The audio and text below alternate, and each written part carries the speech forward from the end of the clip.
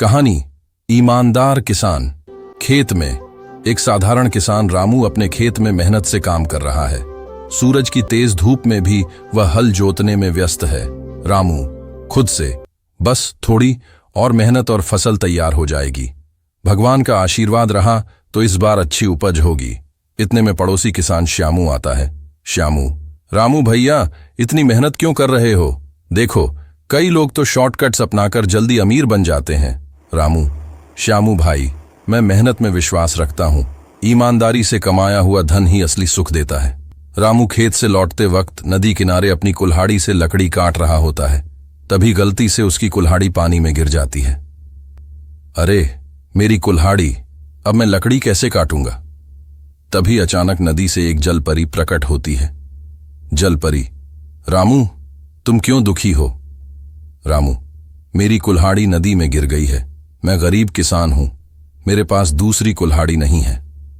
जल परी मुस्कुराती है और पानी में डुबकी लगाकर एक सोने की कुल्हाड़ी निकालती है। जल परी, क्या यह तुम्हारी कुल्हाड़ी है? रामू ईमानदारी से, नहीं देवी, यह मेरी कुल्हाड़ी नहीं है। मेरी कुल्हाड़ी साधारण लोहे की थी। जल परी फिर से डुबकी लगाती है और इस बार चांदी की कुल्हाड़ी निकालती है। जल परी, क्या यह तुम्हारी कुल्हाड़ी है? रामू, नहीं देवी, मेरी कुल्हाड़ी तो सिर्फ लोहे की थी। जल परी तीसरी बार डुबकी लगाकर रामू की असली कुल्हाड़ी निकालती है। जल परी, क्या यह तुम्हारी कुल्हाड़ी है? रामू खुश होकर, हां देवी, यही मेरी कुल्हाड़ी है, धन्यवाद। रामू की ईमानदारी देखकर जल परी प्रसन्न हो जाती है। जल परी, तुम एक सच्चे और ईमानदार इंसान हो। मैं तुम्हारी ईमानदारी से खुश हूं। ये सोने और चांदी की कुल्हाड़ी भी इनाम के रूप में तुम्हें देती हूं। रामू बहुत खुश होता है और जल परी को धन्यवाद देकर घर लौटता है। रामू गांव में आकर अपनी कहानी सबको सुनाता है। यह सुनकर श्यामू लालच में आ जाता है और अगली सुबह अपनी कुल्हाड़ी जानबूझकर नदी में गिरा देता है।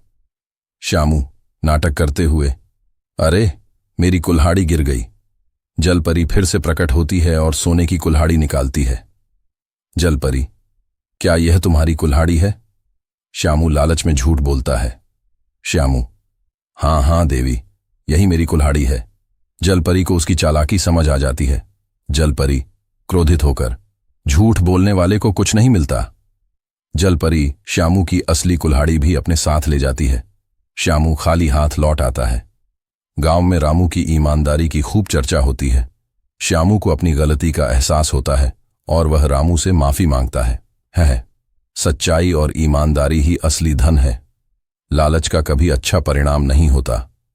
गांव वाले इस सीख से प्रेरित होते हैं और सब मिलकर ईमानदारी और मेहनत का रास्ता अपनाने का संकल्प लेते हैं।